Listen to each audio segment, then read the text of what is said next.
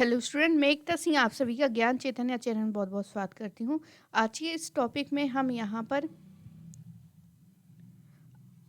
केंद्रीय विद्यालय का जो सिलेबस है उसमें सोशल साइंस के तहत ज्योग्राफी को यहाँ पर देखने वाले हैं। तो शुरू करते हैं। आज का ये सबसे पहला टॉपिक है। तो ये सिर्फ जो इम्पोर्टेंट फैक्ट हैं उन्हीं को लेकर यहाँ पर जो है बताया गया है, तो उन्हीं को आज हम यहाँ पर देखते हैं। तो हिमालय की गोद में स्थित एवं गंगा के पवित्र जल से सिंचित भारत एशियाई महाद्वीप में स्थित है।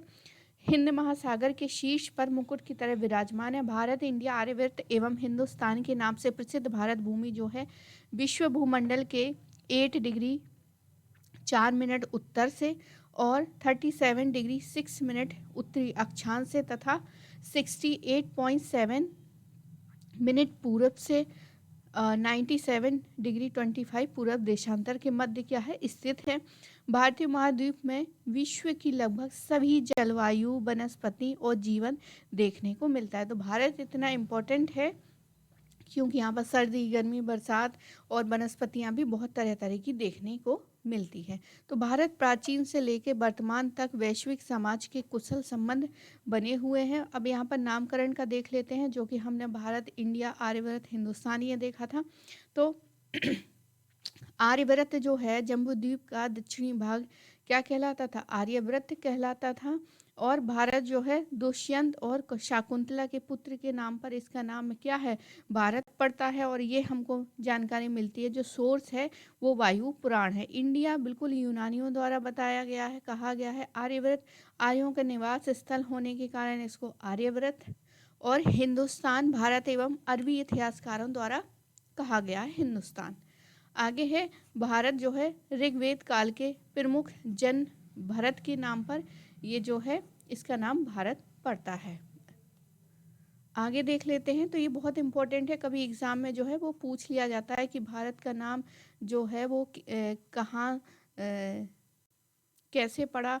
तो उसमें ऑप्शन में होगा कि ऋग्वेद काल के प्रमुख जन भरत के नाम पर इसका नाम भारत पड़ता है, या फिर ऑप्शन में दिया होगा कि दुष्यंत और शाकुंतला के पुत्र के नाम पर ये इसका नाम भारत पड़ा। और इंडिया किन्होंने रखा था? तो यूनानियों ने, आर्यव्रत आर्यों ने रखा था, हिंदुस्तान फारसियों ने कहा था। ज़्यादातर फारसी वाला जो है वो जो सबसे ज़्यादा पूछा जाता है। आगे देखते हैं, भारत को हिंदुस्तान की संज्ञा सर्वप्रथम किस देश के निवासियों ने प्रदान किया था? तो बिल्कुल ईरानियों ने। बौद्ध काल में भारतवर्ष का किस नाम से लोकप्रिय था? तो जिस काल को हम 6ठी शताब्दी ईसा पूर्व जो बोलते हैं, वहाँ जम्बूद्वीप जो है वो यहाँ पर फेमस है। भारत की खोज जो है सर्वप्रथम किस यात्री ने की थी? तो वास्को डी गामा पुर्तगाली ने की थी। सर्वप्रथम इंडिया शब्द का प्रयोग जो है भारत के लिए किस भाषा में किया गया था? तो ग्रीक यूनानी। आकार एवं भौगोलिक अवस्थिति। तो भारत भूभाग का कुल क्षेत्रफल, अगर उसका क्षेत्रफल है देखें तो इतने वर्ग किलोमीटर जो है फैला हुआ है। तो 32,87,263 जो है वर्ग किलोमीटर में फैला हुआ है। भारत का क्षेत्रफल विश्व के कुल भौगोलिक क्षेत्र का कितने प्रतिशत है? तो 2.4% है। भारत की भू आकृति किस प्रकार की है? तो चतुष्कोणीय आकृति है। भारत का उत्तर से दक्षिण विस्तार जो है 3,214 है, मतलब ये उत्तर है और ये दक्षिण है। तो यहाँ से लेके यहाँ तक जो है 3,214 है। अब पश्चिम से उत्तर या उत्तर से पश्चिम देखें तो ये जो है 2,933 किलोमीटर है। द्वीपों सहित भारत की तट रेखा की कुल लंबाई जो है 7,516.6 किलोमीटर है। तट रेखा की लंबाई, तो यहाँ से जो तट रेखा है, मतलब जो हमारे समुद्र को छूती है, उसकी लंबाई कितनी है? तो 7,516 किलोमीटर यहाँ पर है। आगे देखते हैं, भारत की स्थलीय सीमा की लंबाई कितनी है? तो स्थलीय स्थलीय सीमा की लंबाई देखते हैं तो 15,200 किलोमीटर है। क्षेत्रफल की दृष्टि से देखें तो भारत में कौन सा स्थान है, तो 7वां स्थान है। कौन सा है, 7वां स्थान है। भारत जनसंख्या की दृष्टि से भारत का विश्व में कौन सा स्थान है, दूसरा स्थान है। भारत की जनसंख्या विश्व की कुल जनसंख्या का कितने प्रतिशत है, 17.5% है। भारत वर्ष में गांवों की संख्या लगभग कितनी है, 6.40 लाख से अधिक है। भारत का अक्षांशीय विस्तार जो है 8 डिग्री 4 मिनट से 37 डिग्री 6 मिनट उत्तरी अक्षांश है। और भारत का देशांतरीय विस्तार जो है 68 डिग्री से लेके 7 मिनट और 97 डिग्री से लेके 25 मिनट पूर्वी देशांतर। तो आपने अक्षांश और देशांतर रेखा अगर आप जानते होंगे तो आपने अंदाजा लगा लिया होगा कि ये किसकी बात कर रहा है। आगे देखते हैं, मानक समय की बात करते हैं। तो मानक समय, क्योंकि हर जगह का जो है मानक समय अलग अलग हो सकता है, तो भारत में मान लीजिए अरुणाचल प्रदेश का जो टाइम है और गुजरात का जो टाइम है उसमें क्या हो सकता है, अंतर हो सकता है। इसलिए भारत ने क्या किया, एक देशांतर रेखा को माना है, पूर्वी देशांतर रेखा को भारत का मानक समय माना है। तो ये हो गया 82 साढ़े 82 पूर्वी देशांतर, 82 साढ़े 82 पूर्वी देशांतर रेखा भारत के किस शहर से होकर गुजरती है, तो प्रयागराज के नैनी, जो इलाहाबाद था हमारा, वहाँ के नैनी से होकर गुजरती है। तो यहाँ पर देखते हैं 82 डिग्री जो है वो यहाँ से ये वाली लाइन जो है वो निकलती है। तो उत्तर प्रदेश हो गया, एमपी हो गया, छत्तीसगढ़ हो गया, उड़ीसा हो गया और आंध्र प्रदेश से होकर गुजरती है। आंध्र प्रदेश हो गया, तो 1 2 3 4 5 राज्यों से क्या है, ये लाइन गुजरती है। तो एक टोटल जो है 5 राज्य हो गए, मैप में अभी था। आगे देखते हैं, भारतीय मानक समय जो है ग्रीनविच मध्य 0 देशांतर से कितने आगे है, तो 5 घंटा 30 मिनट है। तो अगर वहाँ पर 12 बजे होंगे तो इसमें 5 घंटा और 30 मिनट जो है हमको वो करना पड़ेगा। अब देखते हैं भारतीय मानक समय की यमुनोत्तर रेखा कितने भारतीयों से होकर गुजरती है। तो यमुनोत्तर रेखा जो है 5, जैसे कि हमने मैप में देखा था, उत्तर प्रदेश, मध्य प्रदेश। मध्य प्रदेश को इसलिए याद रखना है क्योंकि बिल्कुल बाउंड्री उसकी जो है वहाँ से टच होके निकलती है। तो कई बार कंफ्यूज में हो जाता है कि मैप तो याद है लेकिन हम ये सोचने बैठ जाते हैं कि मध्य प्रदेश है या नहीं। तो इसको याद रखना, मध्य प्रदेश भी है, छत्तीसगढ़ हो गया, उड़ीसा हो गया और आंध्र प्रदेश। अब हम कर्क रेखा की बात करते हैं। तो विषुवतीय रेखा के उत्तर में स्थित 23.5 डिग्री उत्तरी अक्षांश को ही क्या है, कर्क रेखा कहते हैं। कर्क रेखा भारत को कितने राज्यों से काटती है, तो ये टोटल 8 राज्यों से काटती है। अब कौन कौन सी, गुजरात हो गया, राजस्थान, यहाँ पर राजस्थान इंपॉर्टेंट है क्योंकि बिल्कुल बॉर्डर पे ही जो लाइन है वो जाती है। मध्य प्रदेश हो गया, छत्तीसगढ़ हो गया, झारखंड हो गया, पश्चिम बंगाल, त्रिपुरा और मिजोरम। तो टोटल 8 हैं। मैप में भी देख लेते हैं। तो ये देखिए, ये रही 23.5 डिग्री जो है कर्क रेखा हमारी, तो ये गुजरात हो गया। और ये जो है ना राजस्थान, बिल्कुल बाउंड्री ही उसकी टच हो रही है, तो राजस्थान भी याद रखना। मध्य प्रदेश हो गया, छत्तीसगढ़ हो गया, झारखंड हो गया, पश्चिम बंगाल हो गया और त्रिपुरा और मिजोरम, त्रिपुरा और मिजोरम। और ये क्या है, बांग्लादेश है। तो एक ऐसा पड़ोसी देश है जिससे भी कर्क रेखा निकलती है। आगे देखते हैं, कर्क रेखा भारत के किस पड़ोसी देश से होकर गुजरती है। तो अभी मैंने पहले ही बताया था, बांग्लादेश। मानक समय रेखा एवं कर्क रेखा किस राज्य में एक दूसरे को आपस में काटती है। तो मानक रेखा हमने देखा था 5 राज्यों से क्या है गुजरती है। यूपी हो गया, एमपी हो गया हमारा, उड़ीसा, छत्तीसगढ़, ये सारे के सारे थे, तो 5 यहाँ पर थे। तो ये जो काटती है ये छत्तीसगढ़ में से काटती है हमारी कर्क रेखा। कर्क रेखा है और ये मानक रेखा तो छत्तीसगढ़ से काटती है। कर्क रेखा राजस्थान के किन 2 जिलों से होकर गुजरती है? तो डूंगरपुर और बांसवाड़ा से। कर्क रेखा के निकटतम स्थित भारतीय नगर कौन से हैं? तो कोलकाता को देखें।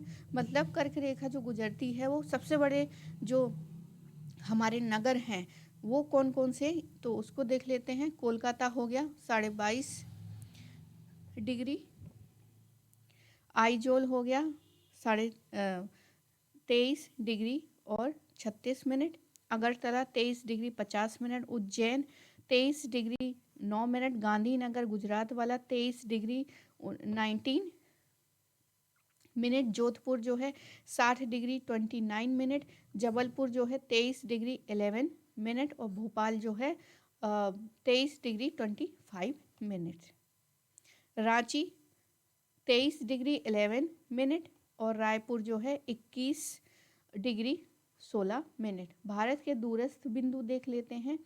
मतलब जिस प्रकार ये हो गया हमारा उत्तर और ये हो गया दक्षिण और ये हो गया हमारा पश्चिम और ये हो गया हमारा पूरब।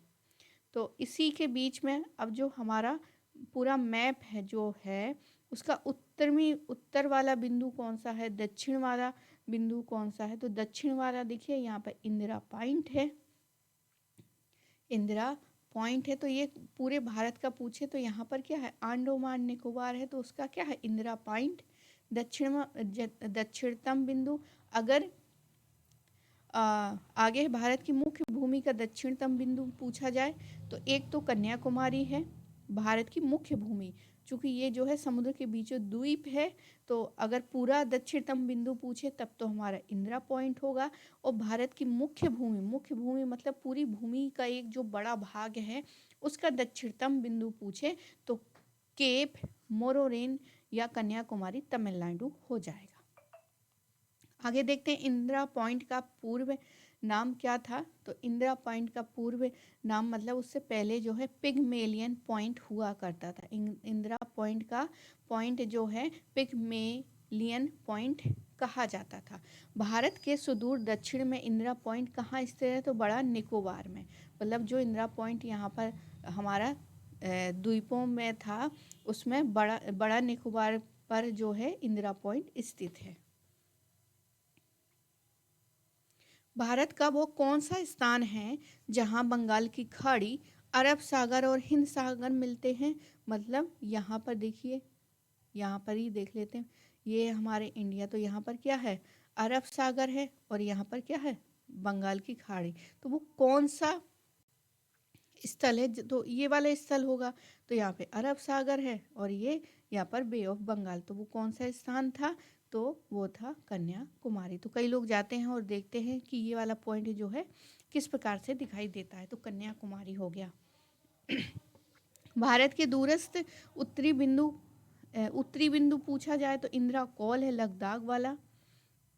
भारत का सबसे पूर्वी बिंदु कौन सा है? किबिथु,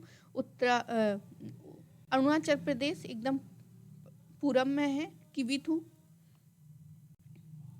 भारत का सबसे पश्चिमी बिंदु कौन सा है? तो गौर माता, ये गुम्हार मोती गुजरात। तो ये वाला जो पॉइंट है ये हो गया गौर माता गुहार। आगे देखते हैं,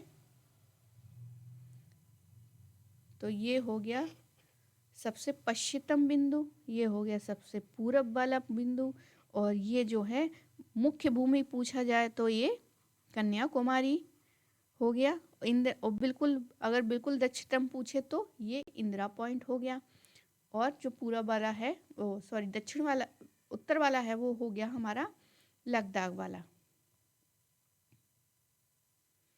तो इसको ऊपर करके देख लेते हैं, तो ये वाला हो गया हमारा लद्दाख वाला। ये लद्दाख वाला।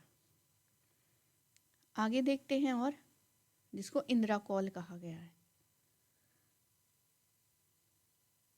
आगे देखते हैं, अब पड़ोसी देश को देख लेते हैं। तो पड़ोसी देशों में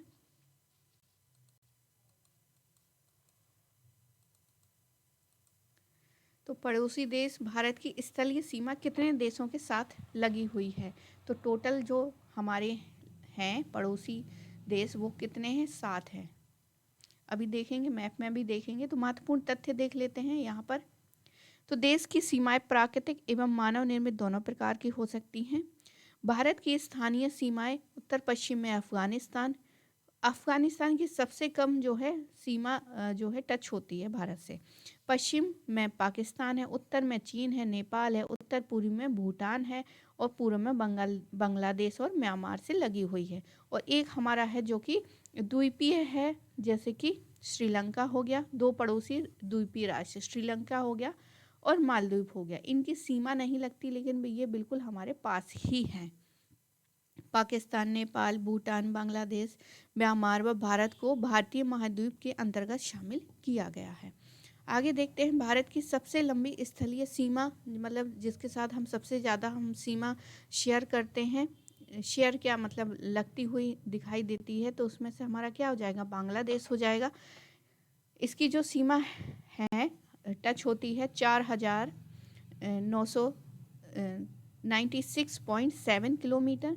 भारत की सबसे छोटी स्थलीय सीमा जो है अफगानिस्तान से, जैसे कि मैंने पहले बताया था, 106 किलोमीटर के लगभग होती है। वो कौन सा राज्य है जो तीनों तरफ बांग्लादेश से घिरा है? तो ये हो जाएगा त्रिपुरा। किस भारतीय राज्य की अधिकतम सीमा जो है म्यांमार से स्पर्श होती है? तो म्यांमार से अरुणाचल प्रदेश की। भारत के किस पड़ोसी देश को लैंड ऑफ थंडर बोल्ट कहा गया है?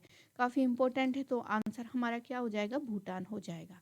भारत तथा पाकिस्तान के मध्य सीमा रेखा एक उदाहरण है अध्यारोपित सीमा का। आगे देखते हैं, भारत के समीपवर्ती देश मैप के माध्यम से देख लेते हैं। तो यहाँ पर अफगानिस्तान है, बिल्कुल बहुत छोटी सी जो है वो टच होती है। पाकिस्तान हो गया यहाँ पर पूरब की तरफ। अब हम यहाँ पर देख लेते हैं उत्तर पश्चिम वाली जो है वो पाकिस्तान, अफगानिस्तान। अब ये वाली देख लेते हैं उत्तर पूरब वाली। तो यहाँ पर चीन है, नेपाल है, भूटान है और बांग्लादेश है, और ये है म्यांमार। तो 1 2 3 4 5 6 और 7, तो टोटल कितने हैं? 7 हैं यहाँ पर। अब कौन कौन से स्टेट हैं? तो पाकिस्तान से गुजरात हो गया, राजस्थान हो गया, पंजाब हो गया, जम्मू एंड कश्मीर हो गया, लद्दाख हो गया। आगे देखते हैं, लद्दाख की ही जो है सिर्फ एकमात्र जो है अफगानिस्तान से टच होती है, तो वो है लद्दाख। आगे यहाँ पर देख लेते हैं, चाइना से लद्दाख हो गया, पश्चिम हिमाचल प्रदेश, उत्तराखंड, यूपी की नहीं लगती है, बिहार की भी कहीं, बिहार की जो है चाइना से नहीं लगती, लेकिन नेपाल के साथ जो है लगती है। ये भूटान है, भूटान की सिक्किम के साथ, पश्चिम बांग्लादेश के साथ, और असम के साथ, अरुणाचल प्रदेश के साथ। आगे देखते हैं, तो यहाँ पर भारत की अंतर्राष्ट्रीय सीमा की लंबाई और संबंध उससे राज्य है। जैसे बांग्लादेश का देखें तो 5 राज्यों की सीमा मिलती है, पश्चिम बंगाल, मेघालय, मिजोरम, त्रिपुरा, असम। अगर आपने मैप की प्रैक्टिस अगर बहुत बार की है तो आप आसानी से इसको लगा पाएंगे।